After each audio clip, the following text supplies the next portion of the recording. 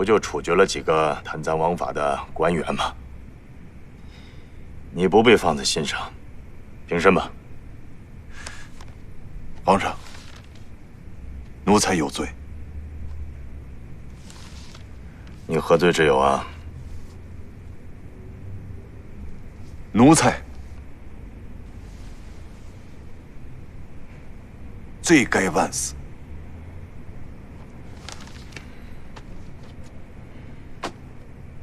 奉天承运，皇帝诏曰：东昌知府刘墉不负圣恩，查办山东布政使臧海坤贪赃枉法一案有功，现官复原职，任督察院左都御史，即刻回京。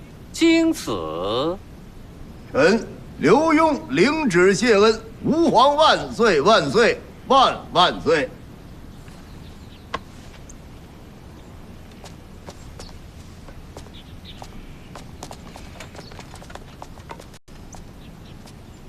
哎呀，钱公公辛苦啊！辛苦倒不怕，就怕心寒呐。哟，钱公公，您何出此言呢？哎呦，刘大人，您这是明知故问呐。没明知故问啊，这怎么着了？让您心寒？怎么着？我提醒您一下。啊，您，山东至宝。山东至，哦。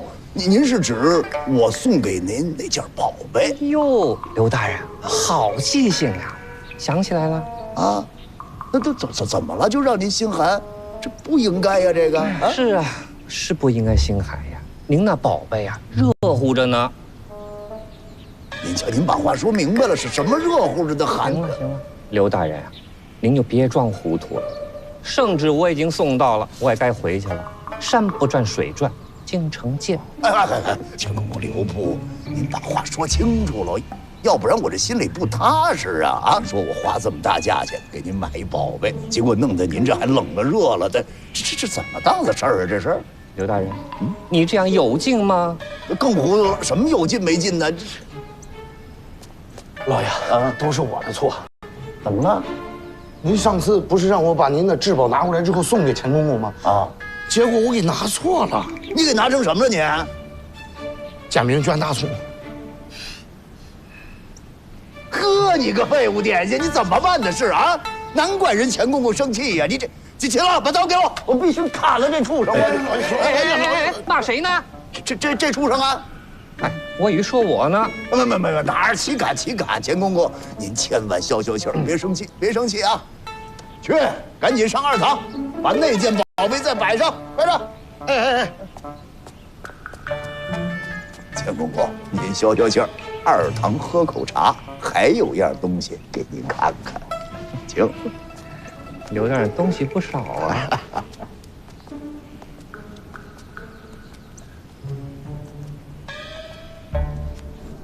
公公请。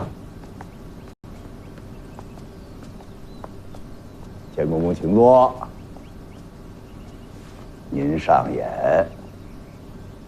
哎呦，刘大人呀，你们家装宝贝的都这一个箱子呀？要不他怎么弄错了呢？您看，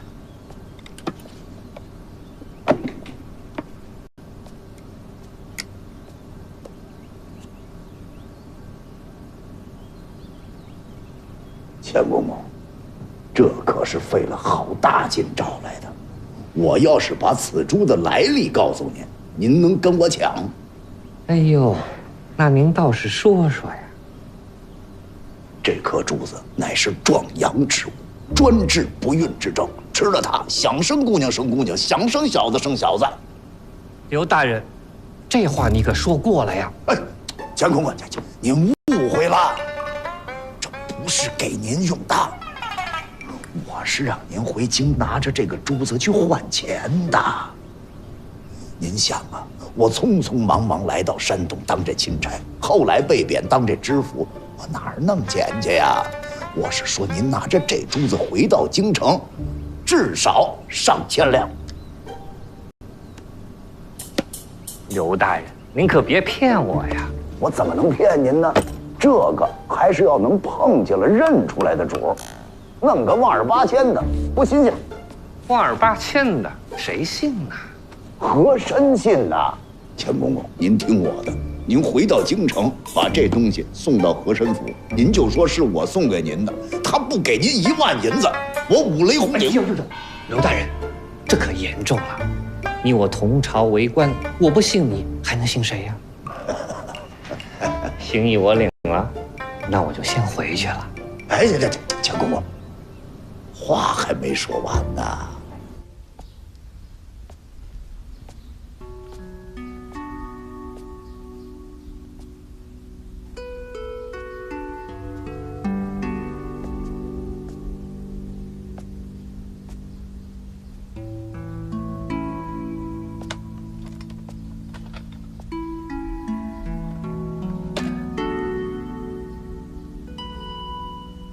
木南姑娘，今后有什么打算吗？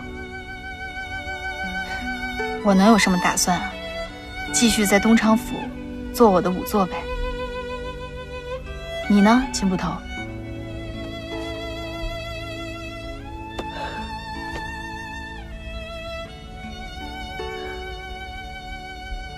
我准备离开衙门。离开衙门？为什么？因为我发现了比做捕头更重要的事情。照顾大姐。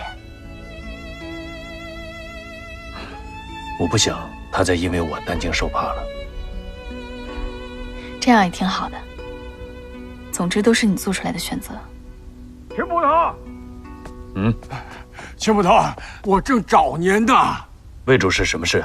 这是刑房主事和同知大人的家书。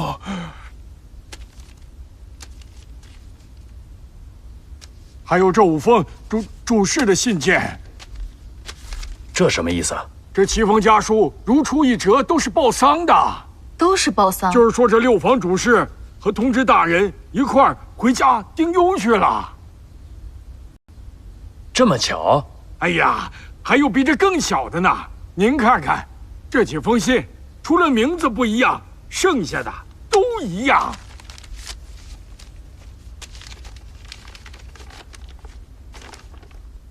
还真一样。可是这些官员回乡丁忧，得由你们立房的人批准才行啊！你们早干嘛来着？哎呀，捕头大人，我前些日子不是在家养病吗？今儿刚来，就发生了这样的事情。我问手下，他们说知府大人知道，这么明显的漏洞，知府大人不可能看不出来。这不，我就过来问问大人，这到底是怎么回事？你说这全走了，咱东昌的衙门可就空了。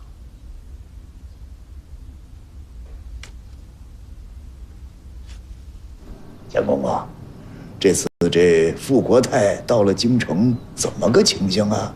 嗨，这傅国泰呀，可是被皇上给骂惨了。皇上为什么骂他呀？还不是半道上，那几个贪赃枉法的狗奴才被他给弄死了。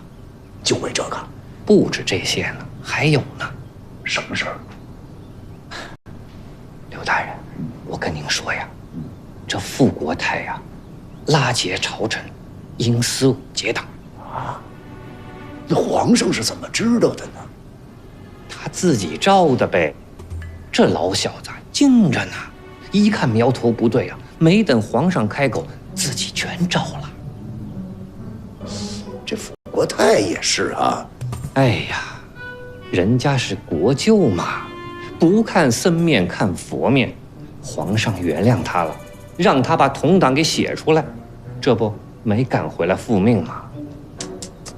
真是，皇上还是宅心仁厚啊，这也算是国之幸事啊。大人。哦，秦捕头。说吧，有什么事说。是这么回事儿。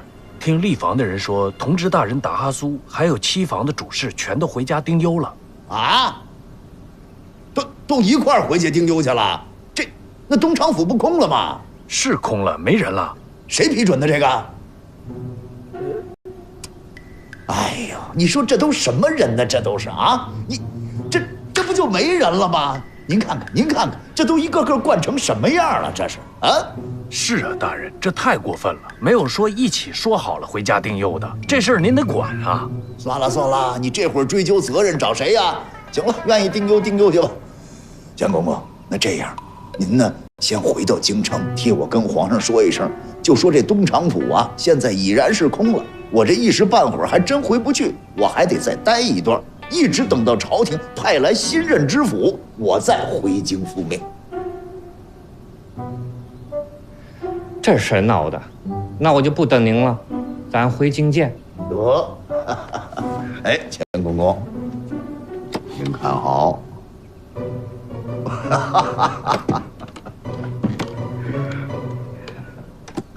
有劳了，请。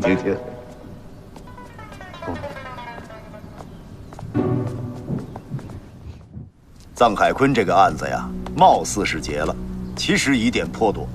你比如说，其他的赃款赃物呢，哪儿去了？还有，谭川身上发现的那个名单，说明他们网罗了一大批江洋大盗，组成这么一个杀手组织。除了排除异己，其他目的是什么？大人，您留下来就是为了彻查这些事情。这还少啊？卑职不是这个意思，卑职是想说，你那意思是说，湘甘人犯都死了，现在死无对证。是。没事儿，早铺垫好了。要不然，我明知道臧海坤路上得死，我还让傅国泰押送他呀。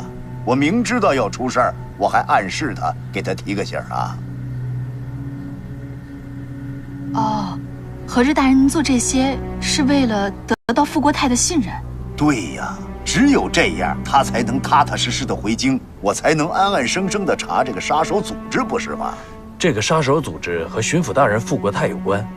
不是有关，简直就是直接关系。你想啊，派来的杀手为什么是谭川跟荣成二龙啊？其他杀手干什么去了？为什么只有他们俩呀？为什么呀？因为这几个人已经暴露了。换句话说吧，他就是来送死的。那大人，咱们接下来如何查办这个案子？没有不透风的墙，慢慢来。慢慢来。可是这剩下的时间也不多了，朝廷马上就要派新任知府来了，大人您不就得回京复命了吗？这是好事儿啊，咱们离开东厂府不就完了吗？你想啊，就算皇上一道圣旨传来，他传旨那人找不着我了，他能怎么着呀？咱们还舒服了，省得让傅国泰一直牵着鼻子走。哎，大人高明。哎，那这事儿夫人知道吗？哎，不知道啊。我也觉着吧，怎么跟夫人说呢？老爷，我都听到了，我支持你。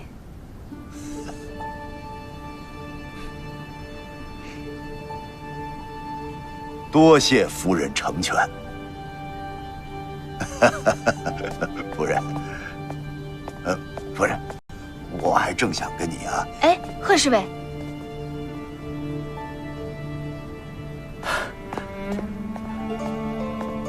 怎么了，邱姑娘？啊，我想问你点事儿。啊。哎，有悄悄话，这是。邱姑娘，孟南姑娘。哥，你怎么还在这儿呢？大牢都快翻天了！怎么回事？还是那几个到期该放的犯人。该放就放了吧。你可以走了。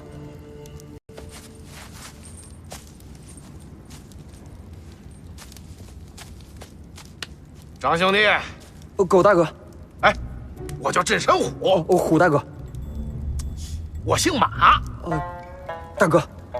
兄弟啊，感谢你这些天啊，不厌其烦的跟我磨叽，啊，我答应你啊，一定改掉我粗鲁的毛病，好吧？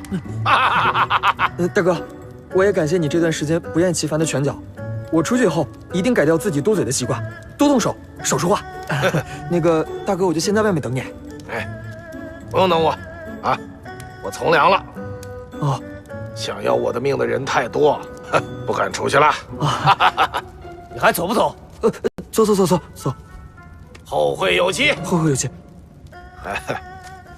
挺好个人，崔太监。哎呀，梦楠姑娘，你怎么还不相信我呀？我真的不知道那个什么13衙门，不光我不知道，我向我们京城的同行打听，他们也都不知道。一听都说改成内务府了。不知道就不知道呗，那就当我没问过。哎，梦楠姑娘，贺侍卫，你的职责都完成了吗？那你什么时候回京啊？我的职责就是保护格格呀。那格格在这儿，我肯定也走不了呀。哦，就这一个啊？就这个。哎，梦楠姑娘，你是不是听说什么了？我听说什么了？就是关于我的职责。你不是刚才都自己说了吗？你的职责就是保护格格。哎，梦楠姑娘，其实我的职责还有一个，就是暗中保护刘大人，顺便帮他寻找一些办案的证据。你帮大人？那怎么个找法啊？就是搜寻啊，到处搜寻。哦，贺侍卫，你要坦诚你就坦诚到底，别说这么多没用。哎，梦楠姑娘，好，既然你坦诚的问我了，我也就坦诚的告诉你，其实我的身份不仅仅是3品带刀侍卫，我还有另外一个身份。什么身份啊？我是皇上身边的密探。你别笑了。哎，梦楠姑娘，我说的是真的，真的。我信了，我真信了。真信了？哎，梦楠姑娘，我没有骗你。梦楠姑娘，怎么不信呢？我要是撒谎，我天打五雷轰啊！怎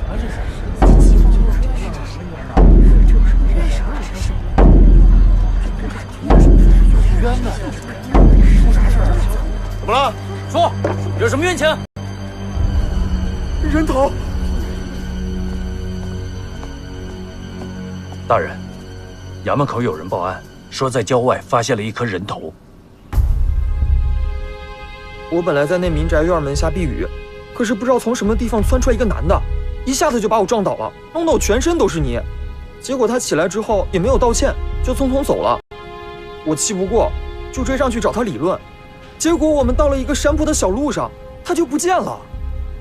突然有一个人从山坡底下抓住了我的腿，我吓坏了，就跟他一起滚了下去。结果一下子就把我撞晕了。醒来之后，我就发现了这颗人头。怎么样，梦楠？回禀大人，这具女尸头颅死亡时间在2天以上，而且是在死亡之后割下的头颅。知道具体死因吗？现在还不知道，需要找到尸身之后才能确定。大人，张秀才所说的那户人家我去了，和他之前提到的有些不符。哪些不符？他说他那晚追着一个男的跑出来的，但是据我的了解，那户人家只有母女2人相依为命，并无男丁。那村离这儿多远啊？大约5里路。5里？就因为撞了一下，你追了人家5里？我是说你轴好呢，还是说你将好呢？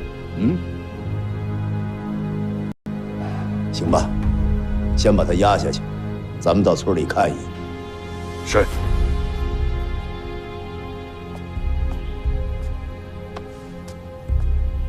走。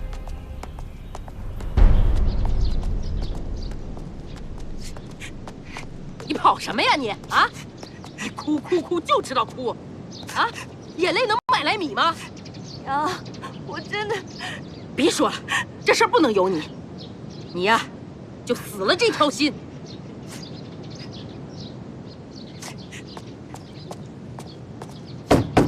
有人吗？回去。谁呀？你们是谁呀？别动那草，别动！啊！快！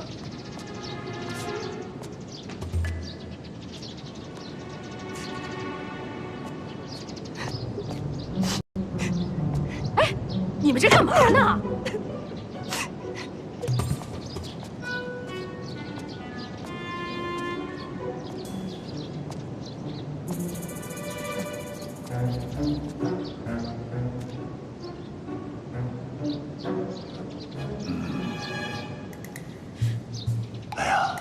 敢问这位大嫂，家中可是孤儿寡母啊？哦，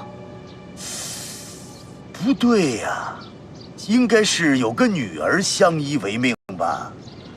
这啊，没救了，没救了！走吧。哎，师傅，别走啊，把话说清楚，怎么就没救了？这位大嫂，作孽呀，作孽呀！哎，不是，你们到底是什么人呢？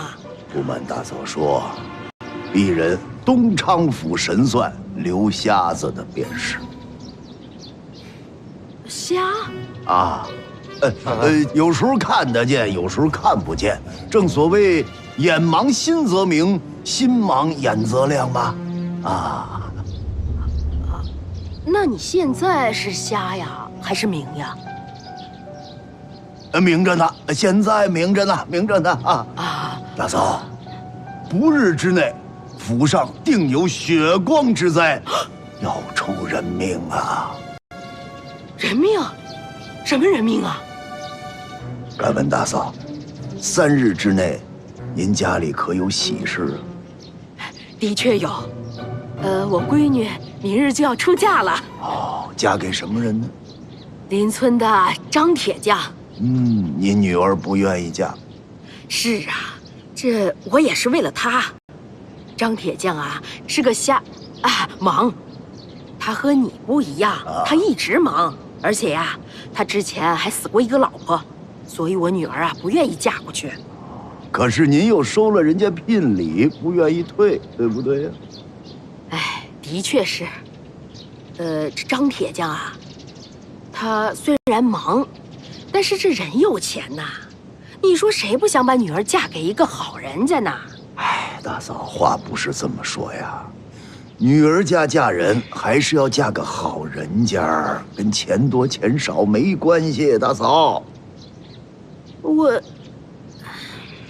大嫂啊，敢问大嫂，你女儿是不是还逃走过呀？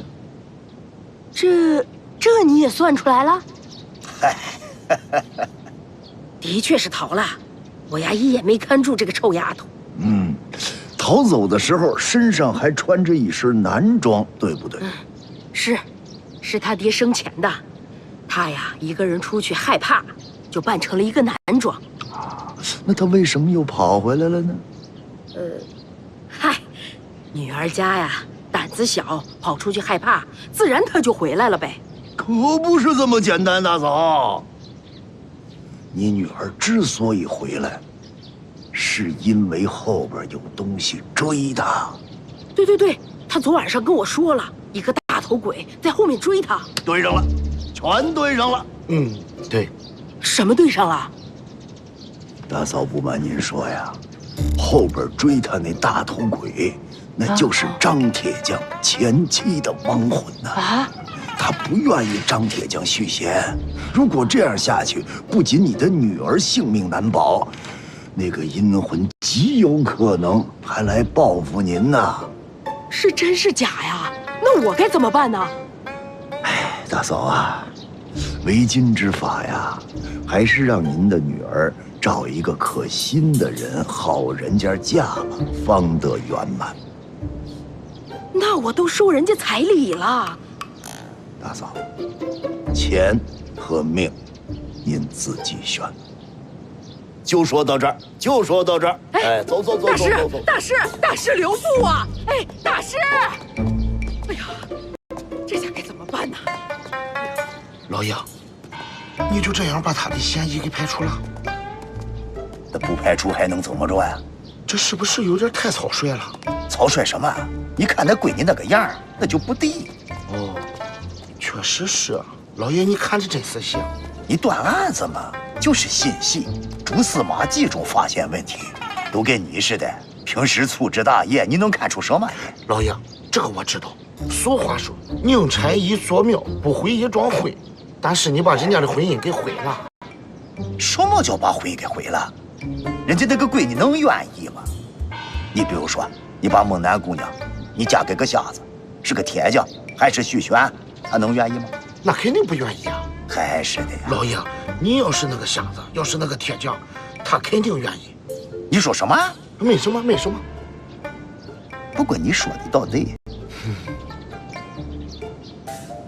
难道是老爷错了？老爷没错，没错，没错。什么没错？快走走！快走！哎，走，快点，快点！来，这位小哥，跟您打听一下，你们着急忙慌的这是干什么去啊？去城郊树林挖尸参。尸参？没听说咱东昌府还产尸的人参。是尸参，就是没有脑袋的尸体。哎，你们那个……哎呀，行了，您就别耽误我了，去城里看告示去吧。啊，哦，走了，好吧。告示？什么告示？不知道。走。这是谁的主意啊？我的主意。怎么了？我是说，好啊，夫人，好主意。夫人用悬赏这个办法，可以让老百姓跟着一块找，同时呢，可以震慑不法之徒，坚定本府破案的决心，一举多得。好。这么有用呢？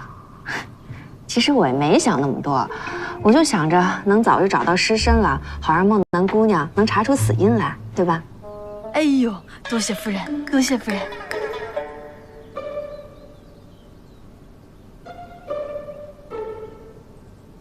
啊，你看这个我也没想到，又多一得。行，那你们俩先聊着吧，我出去看看啊。老爷，找到尸身了。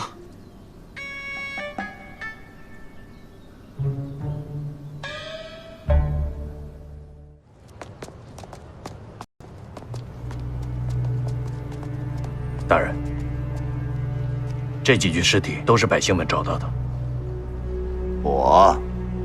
真不老少啊！咱们哪儿凑那么多人头去呀？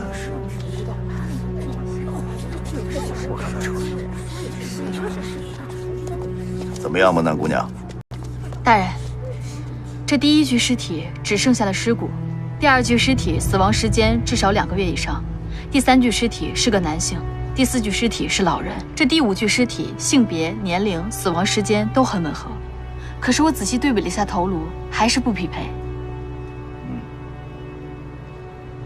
秦捕头，送尸人的姓名都记录在册了吧？已经记录了，就是他们几个。你们把尸首送来的？是啊，大人。好，既然送来了，就得审啊。葛春，把他们都带回府衙，挨个审一遍。这怎么回事啊？你们几个，把他们带走。哎，走，快点！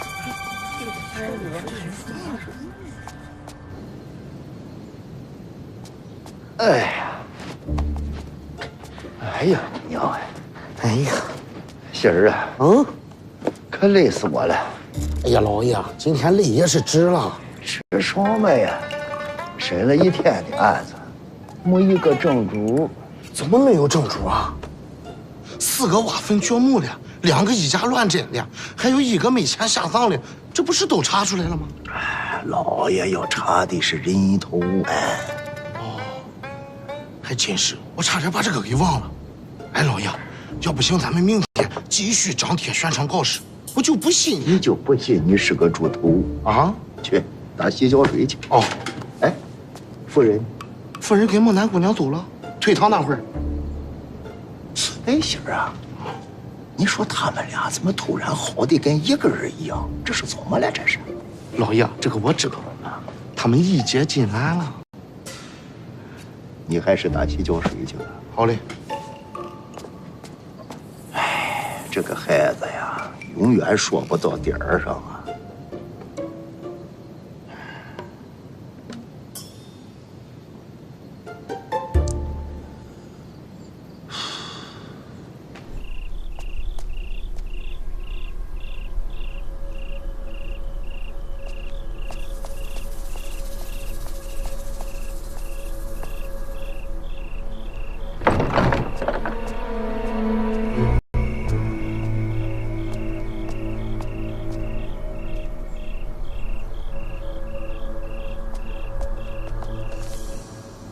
人盗尸？对，就是奔着那人头去的。贺侍卫已经跟上去了。贺子峰跟上去有什么用啊？成事不足败事有余的主。秦捕头也去了，我回来的时候正好碰上他。哦，那还差不多。赶紧把这案子结了吧，结了之后咱们好离开东昌府，不然的话，等新任知府一来，皇上就会召我回京了。哎，对了，夫人哪儿去了？哦，在大姐那儿。哪儿？就是宾满楼的老板娘。上那儿干嘛去了？说是我们三姐妹好好聊一聊。行，辛苦辛苦啊，去吧。好嘞，大人，那我过去了。去吧。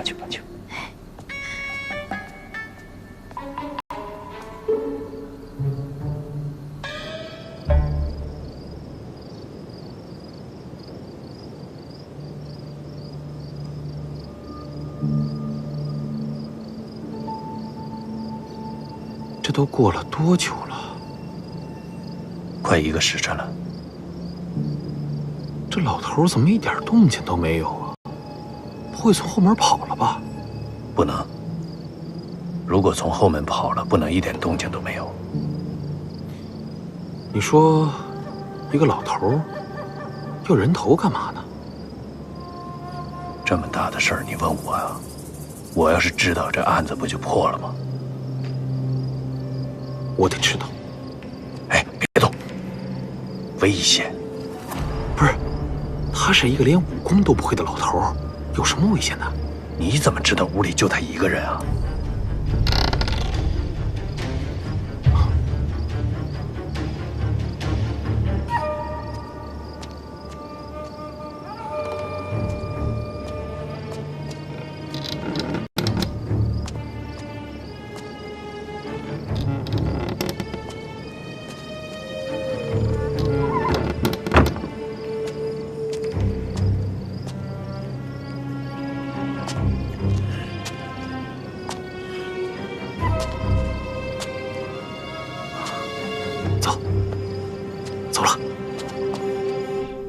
这自从谭川死了之后啊，秦朗就一直有意躲着我。大姐，我想可能是因为我们回来之后，府衙的事儿特别多，他可能还没倒开功夫。你呀，就会替他说话。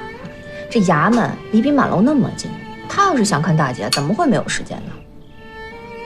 我觉得秦大哥可能还是自己心里过不去那道坎儿，等过一段时间就好了。他的那道坎儿要是那么轻易就过去了，就不用等这么多年了。依我说啊，他就是个榆木脑袋，我得找机会敲打敲打他。妹妹啊，你知道这感情的事儿是外人插不上手的，我和他的事儿就让我们自己解决吧，你就别担心了。行了，今天不说这个，咱们喝酒。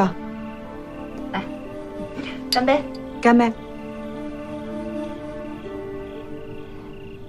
可大姐，我跟你说，其实这男人都一样，老爷有时候啊就跟秦朗一样，也是个榆木脑袋。我觉得老爷很懂风情啊。他呀，他这叫身在福中不知福。可我也一直觉得挺对不住他的。你说这么长时间了，我也没能给他生个一儿半女。哟，妹妹，这事儿着什么急呀？你只要把身体养好了，孩子啊是迟早的事儿，是吧，三妹？对，真的是迟早的事儿。行了，今天咱不说那些不开心的事儿啊，今天我们就是吃好喝好，来，再干一杯。来，干杯！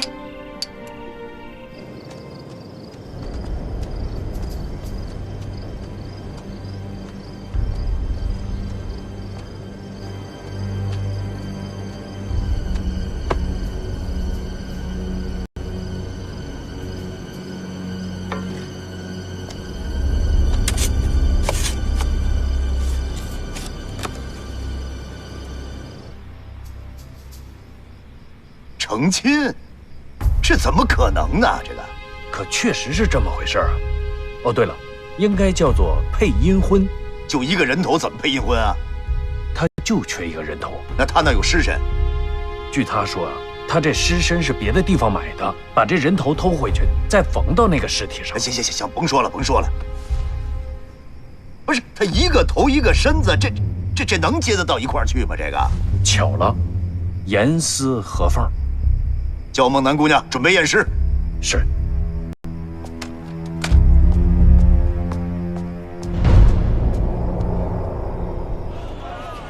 哎，这姑娘真是可惜了，年纪轻轻，长得又漂亮，却落得个身首异处的下场。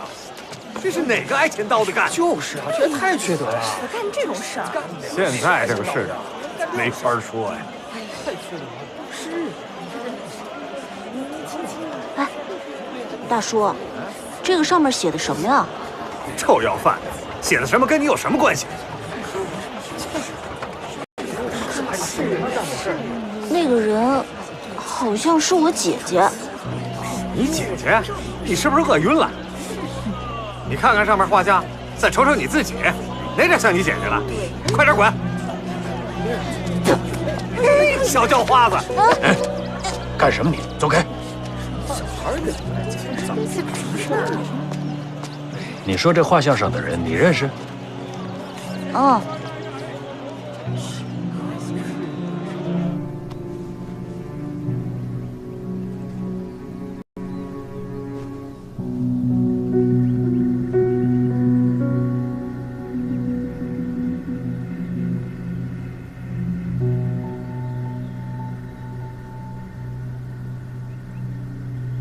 这是你姐姐吗？嗯，我姐姐脸上也有一颗痣。哦，对了，她胳膊上还有一处刀疤，是我父亲砍的。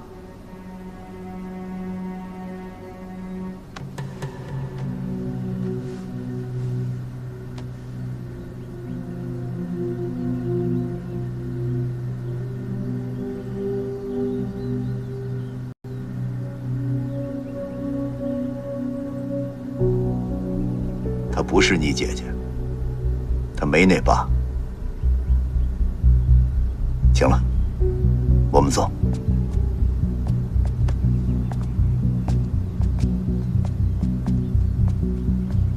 他这儿真有一道疤。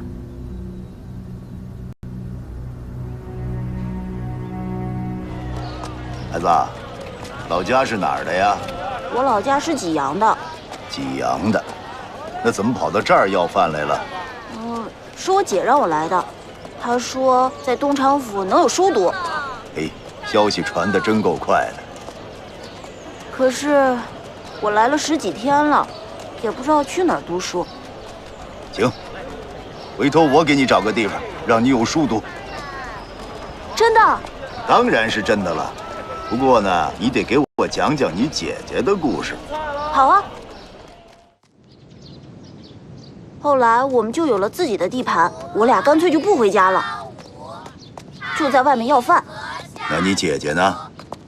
我姐姐应该还在济阳，她本来是要跟我一起来的，但是半路上遇到了我父亲，把她抓了回去。伯伯，您是不是当官的？您能不能救救我姐姐？行，孩子，我答应你啊。你呀，以后就在这儿跟他们一块儿念书啊！哎，先生，来，安排这孩子啊，跟他们一块儿念书啊！好的，老爷，来，跟我来吧。谢谢伯伯。老爷，新日之符到了，来得真快呀！不过正是时候。钱公公也下圣旨来了，你跟他说，就说没找到啊。明白。然后你再回来。好嘞，老爷。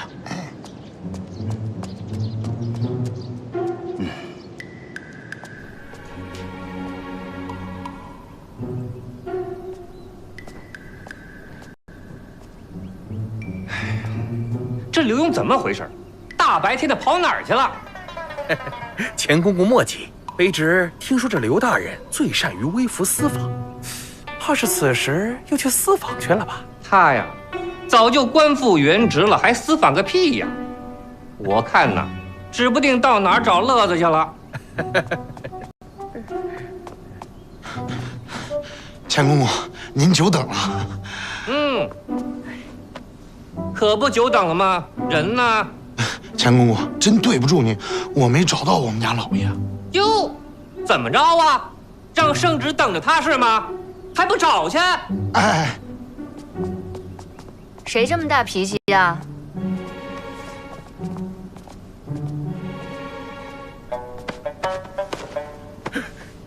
奴才参见婉儿哥哥，格格吉祥。起来吧。是。